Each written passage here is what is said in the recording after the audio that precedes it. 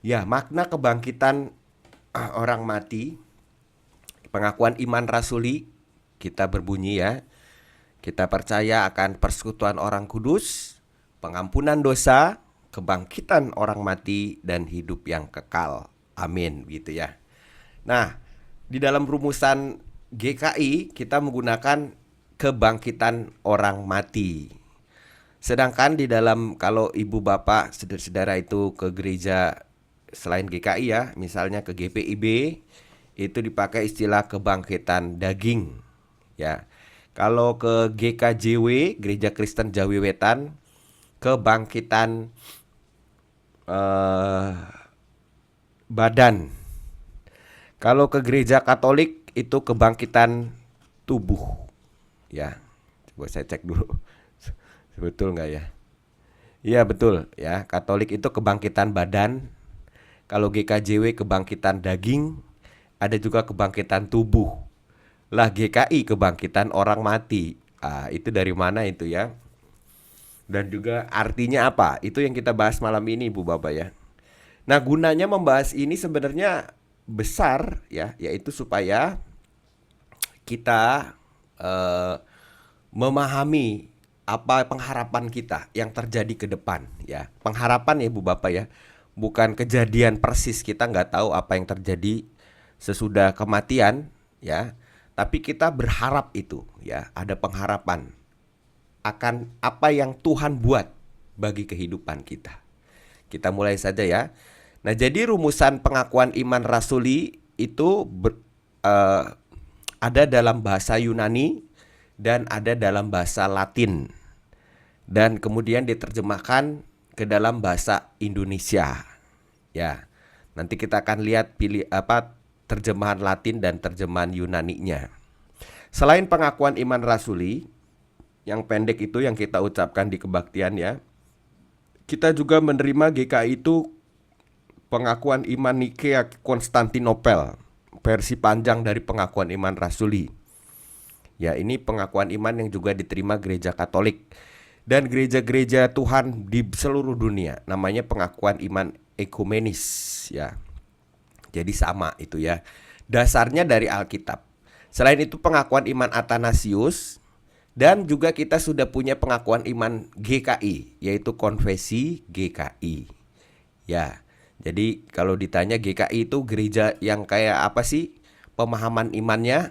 Lihat saja pengakuan iman rasuli, pengakuan iman Nikea Konstantinopel, pengakuan iman Athanasius, dan juga lihat konfesi GKI. Ya. Nah, itu sumbernya dari mana? Dari Alkitab, ya, dari Alkitab dan pengajaran Alkitab. Sesuai dengan tradisi GKI itu kita ada di dalam tradisi gereja reformasi atau gereja Protestan, ya GKI itu. Ya.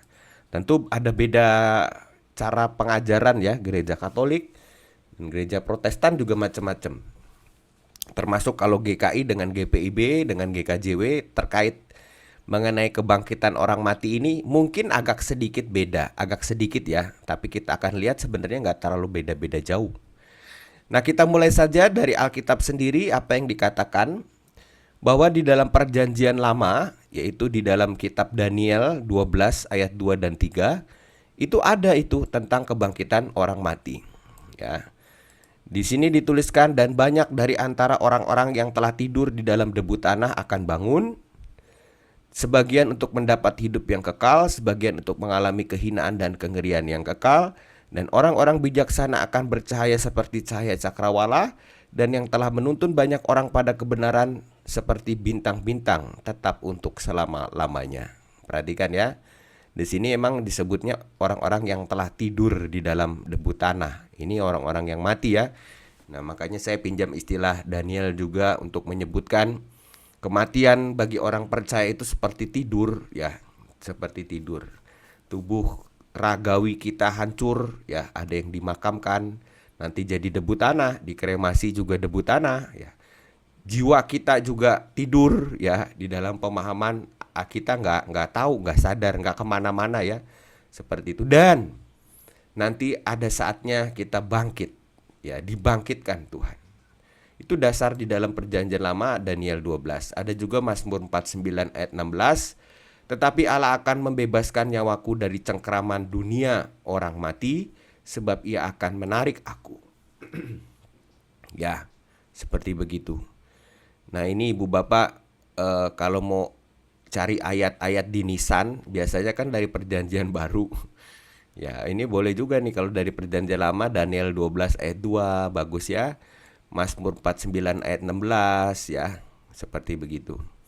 Ini kan gunanya bagi yang baca ya. Kalau misalnya kita memilih dimakamkan kelak, pengharapan iman kita ini orang akan baca ya. Wah, ini orang ini yang mati yakin nih ya akan kebangkitan. Ya, bagus nih untuk ayat Nisa nih, Daniel 12 ayat 2, Mazmur 49 ayat 16. Selain tentu yang di dalam perjanjian baru yang terkenal ya, akulah kebangkitan dan hidup dan sebagainya ya.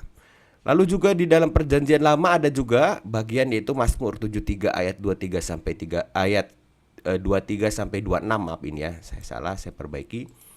Tetapi aku tetap di dekatmu, engkau memegang tangan kananmu, dengan nasihatmu engkau menuntun aku, dan kemudian engkau mengangkat aku dalam kemuliaan. Siapa gerangan ada padaku di sorga selain engkau tidak ada yang kuingini di bumi. Nah, sekalipun daging dan hatiku habis lenyap, gunung batuku dan bagianku tetaplah Allah selama-lamanya. Ini juga bagus nih, Mazmur 73 ayat 26. Ya, daging kita habis, ya, roh kita juga mungkin, maksud saya roh kita itu tidur ya, tidak lagi bisa seperti waktu kita hidup, tapi kita yakin Allah itu tetap peduli kepada kita. Ini perjanjian lama. Nah memang di dalam perjanjian lama sendiri kita tahu pada zaman Tuhan Yesus ada beberapa kelompok yang memahami secara berbeda tentang kebangkitan orang mati ini. Ya, ada yang tidak percaya sama sekali, yaitu kelompok Saduki. Ya, mereka ini orang yang tradisionalis.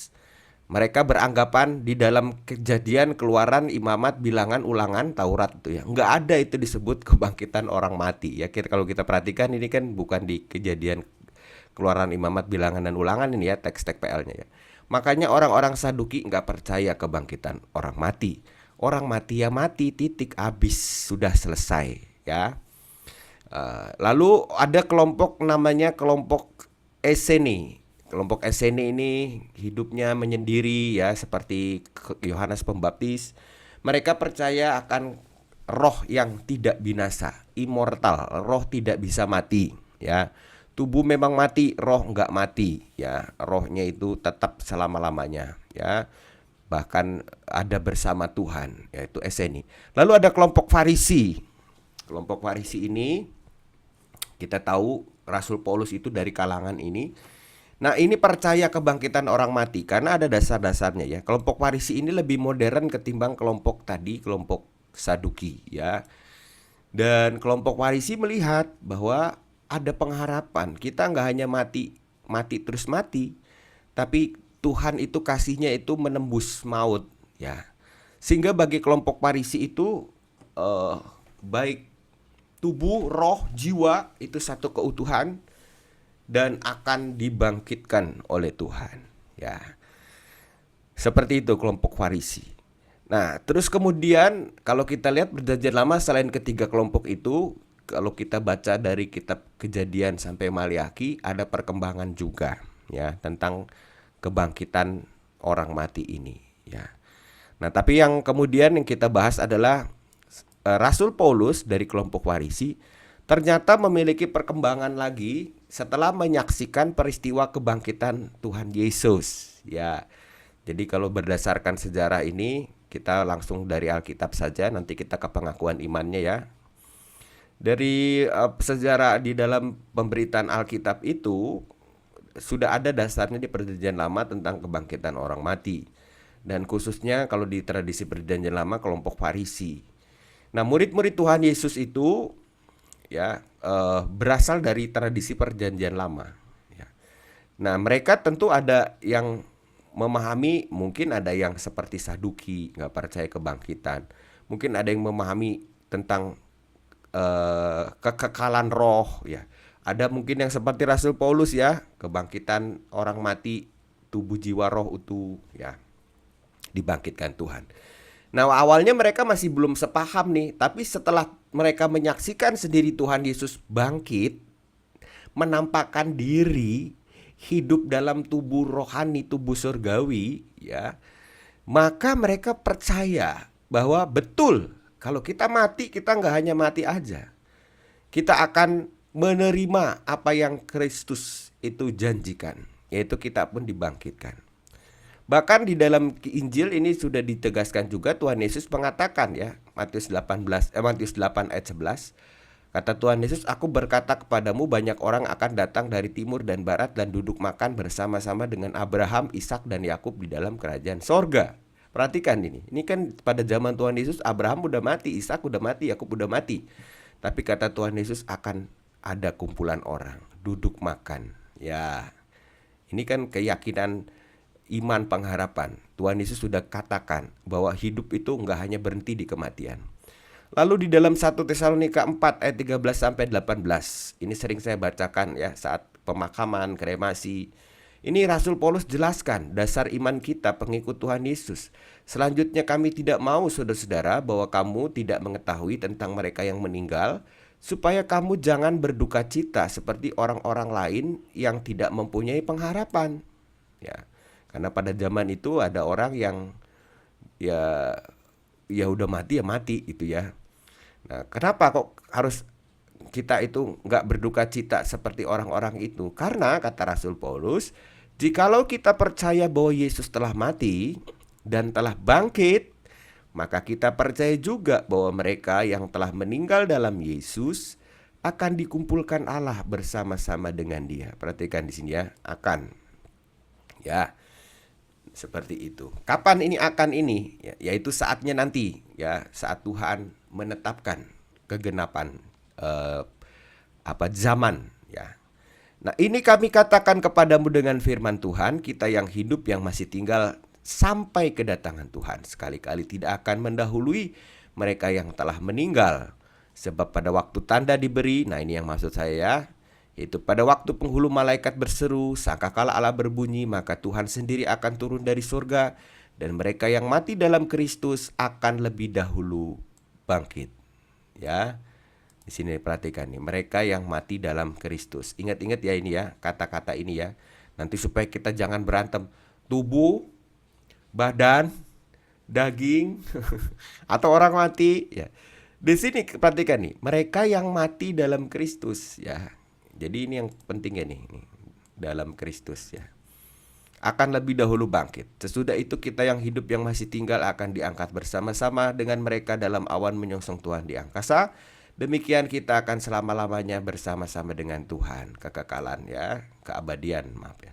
Karena itu hiburkan seorang akan yang lain dengan perkataan-perkataan ini. Jadi kalau kita ingat saudara kita yang sudah meninggal, kita pun nanti akan meninggal. Ini iman kita nih, orang Kristen nih. 1 Tesalonika 4 ayat 13 sampai 18. Kalau kita percaya Yesus telah mati dan telah bangkit, kita percaya juga nanti akan dikumpulkan Allah, dan kita akan selama-lamanya bersama-sama dengan Tuhan. Luar biasa ya. Nah, lalu di 1 Korintus 15 ayat 21 sampai 22, sebab sama seperti maut datang karena satu orang manusia, Adam ya, demikian juga kebangkitan orang mati datang karena satu orang manusia. Kata-kata Rasul Paulus 1 Korintus 15 ayat 21. Nah, LAI menerjemahkan teks Yunani ini dengan istilah kebangkitan orang mati. Ya, ini satu poin juga kenapa GKI pakai istilah kebangkitan orang mati. Karena memang teks LAI juga menuliskan kebangkitan orang mati. Bukan kebangkitan tubuh, bukan kebangkitan daging, bukan kebangkitan badan, kebangkitan orang mati. Lalu 1 Korintus 15 ayat 22, karena sama seperti semua orang mati dalam persekutuan dengan Adam, demikian pula semua orang akan dihidupkan kembali dalam persekutuan dengan Kristus. Ya, persekutuan dengan Kristus, hidup kembali. Nah, ini 1 Korintus 15 sebenarnya dari ayat 1 agak panjang penjelasan Rasul Paulus tentang kebangkitan orang mati. Jadi kalau orang Kristen percaya kebangkitan orang mati, dasarnya adalah karena Tuhan Yesus bangkit. Itu dia. Ya. Dasarnya itu. Kenapa orang Kristen percaya? Karena Tuhan Yesus bangkit. Ini ada penjelasan Rasul Paulus 1 Korintus 15, ada penjelasan Rasul Paulus di 1 Tesalonika, ada juga kata-kata Tuhan Yesus sendiri bahwa ada kebangkitan. Ya, jadi kita tidak seperti orang Saduki yang gak percaya tentang kebangkitan orang mati. Kita itu melihat kebangkitan Tuhan Yesus sebagai dasar kebangkitan kita. Nah, oke. Lalu dari berita kitab suci inilah maka dirumuskan pengakuan iman. Ya, kita akan lihat dulu konfesi GKI ya. Ini yang terbaru, pengakuan iman GKI. Konfesi ya, bukan konveksi. Kalau konveksi itu di Tanah Abang ya, konveksi itu bukan. Kita konfesi dari bahasa Inggris confession ya, atau dari Latin juga ya. Pengakuan, konfesi itu pengakuan. Pengakuan GKI ya, pengakuan iman GKI. Nah, ini tahun 2014 ya, kita sudah sahkan. Di poin 11 ya, ini kita sudah bahas kan dari poin awal ya, di beberapa waktu yang lalu, ngobras tahun lalu. Di poin 11 itu ada bagian tentang Tuhan Yesus. Tuhan Yesus itu menyelamatkan dunia, tempuh jalan penderitaan hingga mati di kayu salib. Pada hari yang ketiga dibangkitkan dari kematian. Ya, ini pengakuan kita nih. Perhatikan kata ini, dibangkitkan. Jadi bukan Tuhan Yesus membangkitkan diri sendiri, enggak, tapi dibangkitkan oleh siapa? Oleh kuasa Bapa. Ya, karena yang mati itu Tuhan Yesus, benar-benar Tuhan Yesus mati betul-betul. Nah, ini menyangga pengajaran sesat namanya doketisme. Itu berkembang di sejarah gereja mula-mula. Katanya Tuhan Yesus itu seolah-olah aja mati, dia kan Allah, nggak mungkin mati, masa Allah mati ya. Nah, kalau GKI kita itu mengikuti pengakuan iman Nikea juga. Yesus mati betul. Ya kan ini perhatikan juga nih, Rasul Paulus bilang ya. Nih. Karena jikalau kita percaya bahwa Yesus telah mati betul-betul mati, bukan mati suri atau digantikan oleh yang lain. Yesus mati, tapi bangkit ya, telah bangkit. Nah, di dalam pengakuan kita di sini dituliskan Tuhan Yesus dibangkitkan supaya apa? Nah, ini pengakuan kita nih, kami bebas dari kuasa dosa dan maut ya. Dan Tuhan Yesus menyatakan kasih yang melenyapkan ketakutan serta beroleh kebangkitan dan hidup yang abadi. Ya, seperti itu. Nah, ini penjelasannya langsung saja ke yang bold. Jadi kemenangan Yesus tersebut dinyatakan Allah dengan peristiwa kebangkitan Yesus pada hari ketiga dari antara orang mati. Karya ilahi yang membangkitkan Kristus itu menegaskan kekuatan kasih Allah yang mengalahkan kuasa dosa dan maut. Kalah kan ya, kuasa dosa dan maut itu. Kasih Allah itu besar, tidak bisa dikalahkan oleh kejahatan manusia. Yesus bangkit. Nah, bagi seluruh makhluk, kebangkitan Yesus itu peristiwa yang menyatakan persekutuan kasih yang akrab dari Allah Bapa, Anak, dan Roh Kudus. Tuhan Yesus itu jadi yang utama bangkit sehingga kita bersatu dengan Allah Tritunggal. Ya, maka kita juga nanti kebangkitan kita ini maknanya ini. Kita seluruh makhluk berperan serta dalam persekutuan kasihnya yang akrab turut mengalami keselamatan. Ya, ini khas emang iman Kristen nih. Ya, jadi kalau kita bangkit itu gunanya apa? Supaya kita itu bersekutu dengan Allah. Ya, itu dasarnya ada ya tadi ya. Di dalam Alkitab itu kita akan dalam persekutuan dengan Kristus, kita akan selama-lamanya bersama dengan Tuhan. Ya. Nah, dengan karya keselamatan Yesus, setiap orang percaya itu memperoleh kebangkitan dan kehidupan yang abadi. Kebangkitan itu tanda kemenangan, kehidupan atas kematian. Sedangkan kehidupan yang abadi tanda keberlanjutan terus-menerus, persekutuan kasih yang akrab dengan Allah Bapa, Anak, dan Roh Kudus. Jadi ada dua hal di dalam konfesi GKI kita, yaitu kebangkitan itu artinya adalah kita nggak dikuasai oleh dosa. Ya, kematian nggak lagi menakutkan buat kita. Ya, memang sedih sih ya berpisah dengan orang yang kita kasihi, tapi itu tidak menakutkan lagi bagi kita, sebab kita akan hidup ya sebagaimana Kristus bangkit. Nah, bukan hanya hidup, tapi hidup abadi terus-menerus ada di dalam persekutuan kasih dengan Allah Bapa, Anak, dan Roh Kudus. Ya, nah ini pengakuan iman kita ya. Jadi Tuhan Yesus itu dibangkitkan, kita pun akan bangkit ya di sini nih. Ya, kami bebas dari kuasa dosa maut serta beroleh kebangkitan dan hidup yang abadi ya. Di sini memang di konfesi GKI ini nggak ditulis kebangkitan daging, tubuh ya, tapi kita ditulisnya saja kebangkitan. Nah, oke. Lalu di dalam buku Katekesasi Tumbuh dalam Kristus di dalam pasal 18. Jadi Ibu Bapak sekedar informasi, GKI itu punya buku Katekesasi Tumbuh dalam Kristus ya, dan Tuhan ajarlah aku ya. Memang GKI Halimun jarang pakai ini ya. Cuman kalau saya tahu dulu Pendeta Gunadi, saya Pendeta Norman juga kita ambil beberapa bagian dari buku ini ya, diramu gitu ya. Ini tetap adalah sumber utama kita. Nah, di dalam buku Tumbuh dalam Kristus, buku Katekesasi, yaitu bahwa kebangkitan Kristus itu pemenuhan apa yang ditulis dalam kitab suci. Jadi tubuh Kristus yang bangkit itu ialah tubuh seutuhnya yang merupakan tanda ajaib dari Allah ya, untuk menunjukkan karya keselamatan. Jadi kita itu manusia terdiri dari tubuh dan roh. Ada juga plus jiwa. Itu utuh. Ya, kalau di dalam pemahaman kita tentang kematian, saat tubuh kita mati, roh kita juga pun nggak hidup ya, seperti tidur begitu ya. Jadi seringkali ada yang memahami kalau tubuh kita mati, roh kita itu udah di sorga gitu. Itu yang pemahaman yang nggak salah sih. Cuman kalau kita lihat Alkitab itu mengajarkannya itu nggak seperti itu ya. Tadi kita lihat ya, di dalam Alkitab itu akan ada nanti ini ya, kebangkitan itu saatnya nanti ya. Jadi kalau kita mati ya, tubuh kita dikremasi atau dimakamkan, roh kita juga ada di dalam situasi yang hening seperti Sabtu Sunyi itu ya, di dalam situasi yang ya kalau dikatakan mati bisa juga, tapi kalau saya lebih mengatakan rohnya itu nggak hidup lagi ya. Nah, kalau ibu bapak mengatakan Paisen roh mah nggak mati-mati kali, itu orang eseni ya. Nggak apa-apa juga kalau ibu bapak pemahaman itu. Tapi kalau pemahaman yang utuh itu tubuh mati, roh juga nggak hidup lagi.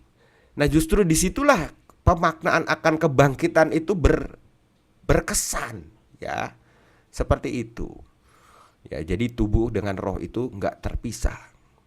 Dengan kebangkitan Kristus kita memperoleh kepastian tentang keselamatan kita. Ya, hubungan kita kembali baik lagi ya. Masa depan dalam penghakiman terakhir terjamin ya. Nggak usah takut nanti waktu saat penghakiman terakhir. Pengorbanan Kristus itu nggak sia-sia, dan membarui segala sesuatu, kita diciptakan secara baru. Ini sebenarnya buku yang Tumbuh dalam Kristus dan Tuhan ajarlah aku, ini buku lama ya. Yang lebih baru ini konfesi GKI. Tapi ini semua sama ya. Kita nggak beda-beda pemahaman GKI itu ya.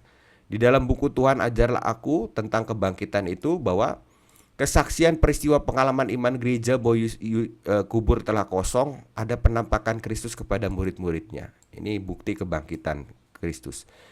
Tanda mengalahkan kuasa maut, dan kita juga akan dibangkitkan Allah pada hari pengadilan Allah.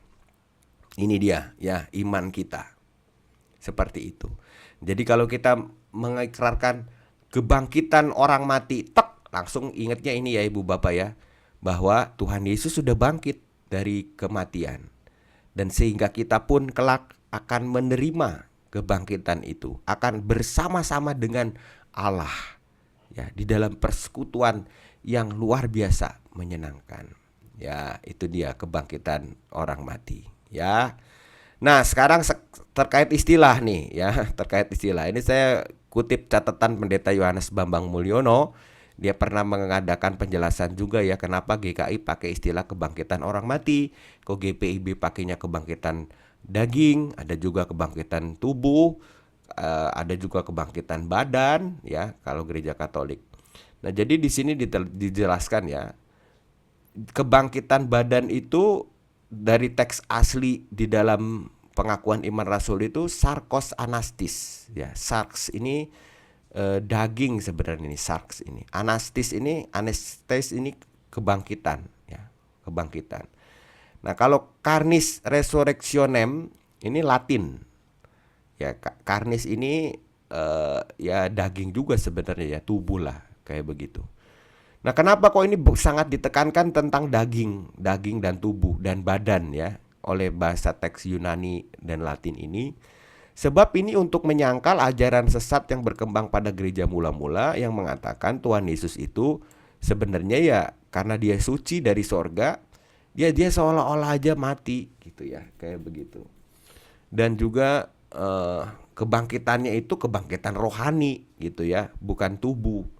Jadi itu spiritual sifatnya. Nah, makanya ditegaskan di dalam teks Yunani dan Latin penegasan sarx ini ya, atau tubuh dan daging ini, atau karnis.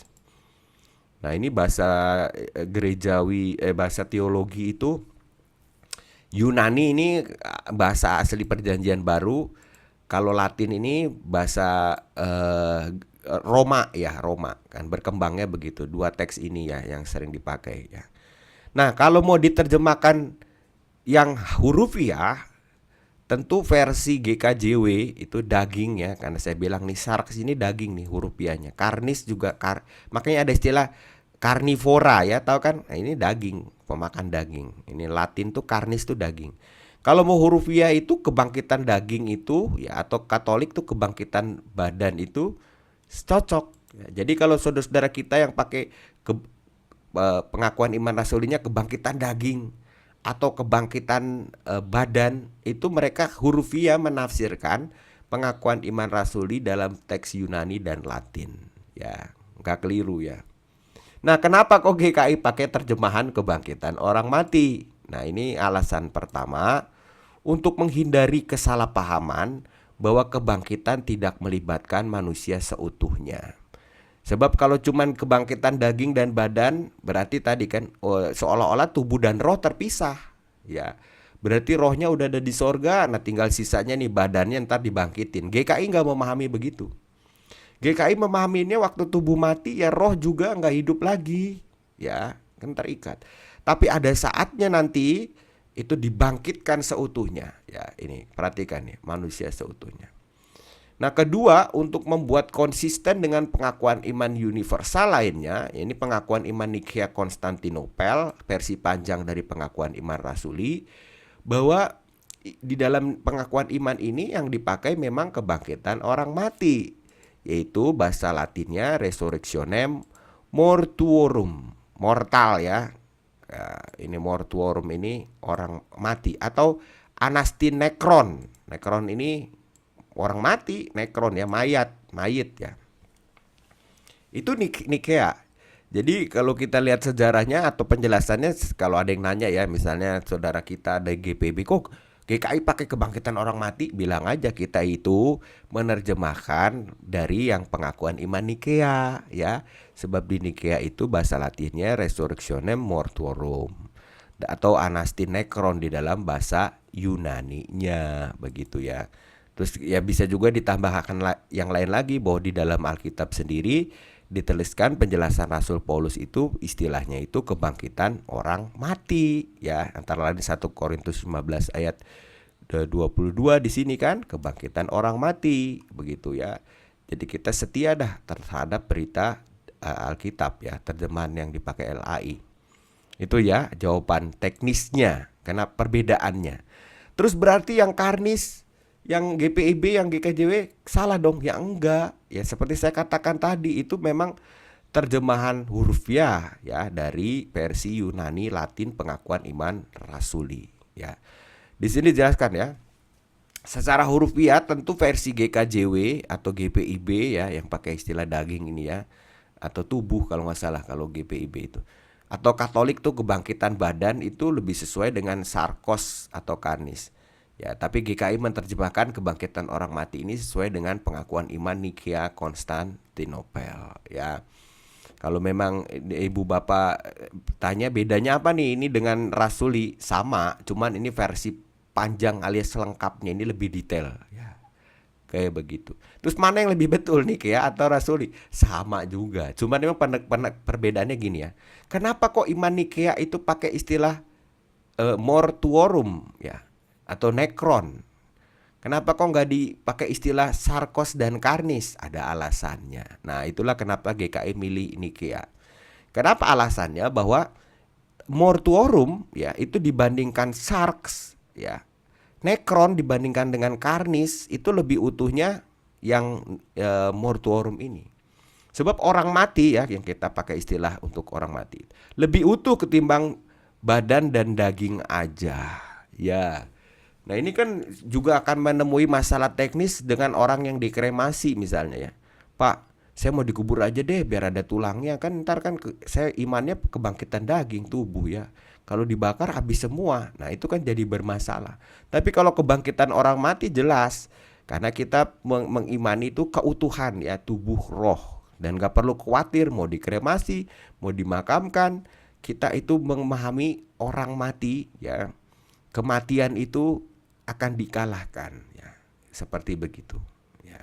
Jadi kebangkitan orang mati itu dasarnya seperti itu ya. Kenapa kita GKI pakai kebangkitan orang mati? Karena lebih utuh ya, bukan sekedar tubuhnya aja ya, rohnya juga ya. Roh yang kalau pakai istilah saya ya, lagi tidur sekarang ini ya, tenang, nggak sadar ya, nanti akan tubuh roh itu akan dibangkitkan ya di dalam keabadian bersama dengan Allah.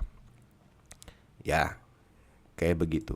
Nah, tetapi kemudian ini penjelasan Pendeta Yohanes Bambang Mulyono, sarkos ya, kebangkitan daging atau kebangkitan badan karnis yang dipakai gereja Katolik itu memiliki pengertian yang sama dengan kebangkitan orang mati. Sebenarnya sama. Sejauh ya, ini ada pengecualiannya ya.